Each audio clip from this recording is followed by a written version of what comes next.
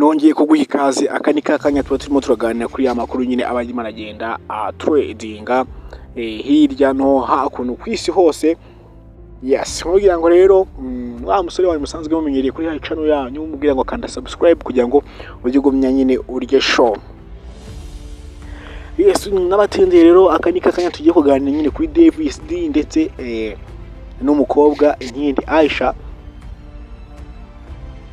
Nyuma yuko nyine Aisha amaze kwerura akabwira Davis D kamukunda, ese ni ihe mpamvu cyangwa se nayahe magambo Aisha yakurikije ijambo ndagukunda yabaye abwira Davis D kuri uyu munsi ku itariki 15 z'ukwezi kwa mbere umwaka wa 2024.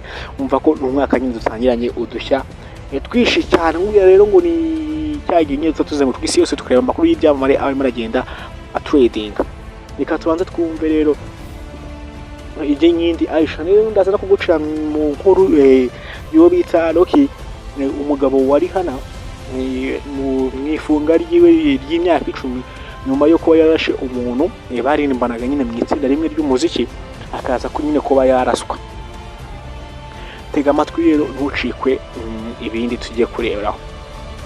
Tudatinze cyane rero tudutangira show yacu, reka duhere kuri Davis D. Davis D muramuzi yatangiye umuziki kera mu Rwanda.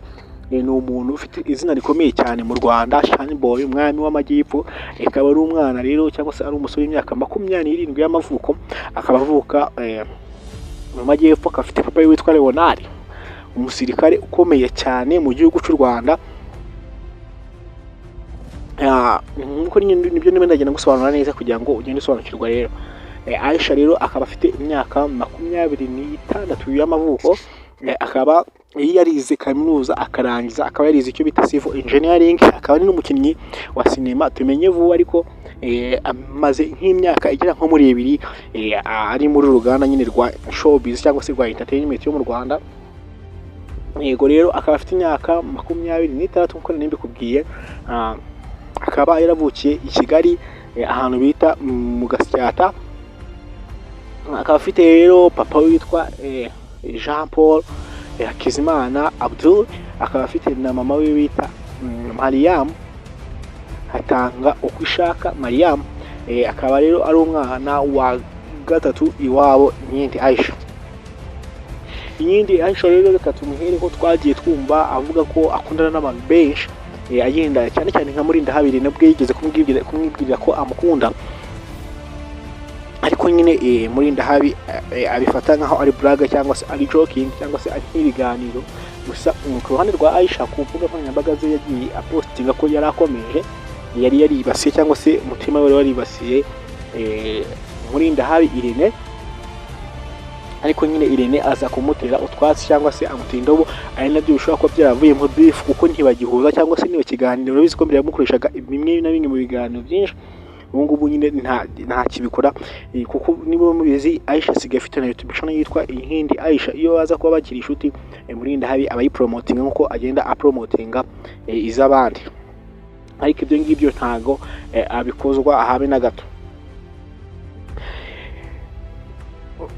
Davis D we murabizi higeze gusohoka nyine inkuru Davis D ngo ni ndaya, haza no gusohoka agakingirizo kandi to Davis D, ariko mu makuru yatanze yavuze ko we ntabwo yigeze agira umukunzi cyangwa se umukobwa bigeze bakundana, ahubwo ngo byabaga ari ugutwika. Murabizi ko yigeze no kuza inkuru ngo y'umukobwa bigeze kumugurira inzu n'imodoka, akanabimucyurira cyane. Niba mubizi neza cyane rwose ayaje kubimucyurira Davis D we ku ruhande rwe nyine ubona ko nta kintu byari bimubwiye, ariko ngo byasaga nk'abo barimo baratwikira indirimbo cyangwa se bari gutwikira izina Shani Boy kugira ngo indirimbo cyangwa se projet yari afite ako kanya cyangwa se zigiye gusohoka vuba zitwike. Nyuma na nyuma rero Aisha yagize gutya ajya ku rubuga rwe rwa X na Instagram. Nivuga urubuga rwa X mu rwumve nka Twitter, ko Twitter niyo yahindutse X, ibyo musanzwe mumenyereye ndabizi ko mu ndusho sinema. Yajyana ku rubuga rwe rwa Instagram ndetse na Facebook page yiwe aba yakwandika amagambo agira uti amazina yanjye banyuta Inkindi Aisha, nk'abandi umwana nyine w'Igasyata imyaka 26, ndakuze ntago ndi uruhinja, ku buryo umuntu yamitiramo cyangwa se njye ntakwihitiramo. Ibintu ngiye kuvuga ni ibintu nyine by'amarangamutima yanjye bimbaho, ariko nkaba nafashe umwanzuro wo kuba ntabibatangariza mwese kugira ngo nyine mubyumve. Yewe Aisha nahuye n'abasore benshi cyane, bamwe twagiye duhurira mu kazi, abandi duhurira ku ishuri, ariko nta muntu n'umwe bigeze umunyemeza cyangwa se abe yakumvika umutima wanjye nk'umusore bita Davis D. Navuganye nawe inshuro zigera muri enye zonyine, ariko mu nshuro twahuye enye zonyine numvise mukunze wallahi. Uko nguko niko bivuga, niko yagiye abyandika. Numvise mukunze wallahi, ku buryo izina Davis D ryagumye ringaruka mu mutwe. Murabizi ko ntiwakunze indirimbo nyine igenda ikugaruka mu mutwe inshuro nyinshi. Nanjye izina Davis D nyine ryakomeje kugenda ringaruka mu mutwe, numva nta wundi nyine mukobwa nako nta wundi muhungu nawe nahuza nawe atari Davis D. Nakubeshya Davis D umaze kwigarurira amarangamutima yanjye. Ndagukunda, we wanyanga wankunda umenye ko nkukunda, kandi kugeza nyine ku ndunduro ntago umutima wanjye uzasiba kugutekereza.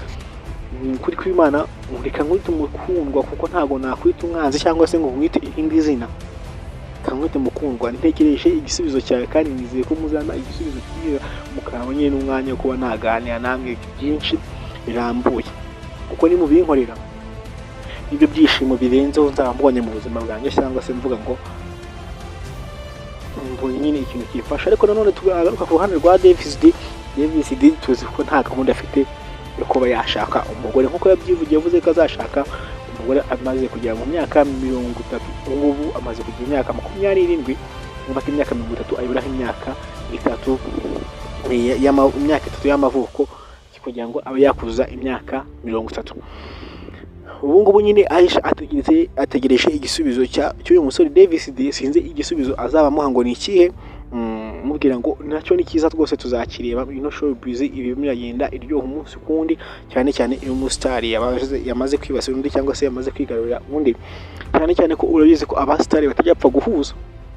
Urebye nka Knowless, nka Safi, urebye nka Nita Pendo n'izo Kabose, abo ngabo bagiye bakundana, reka tube tubagarukirije aho ngaho. Rero mbwira ngo ndagushimiye nyine wewe warebye ino video, wafashe igihe cyawe ukareba ino video, ariko nyine ugenda utanakanze subscribe kugira ngo ibintu bikomeze kugenda biba byiza kurushaho. Imana ikomeze kugenda ikurinda. Ciao.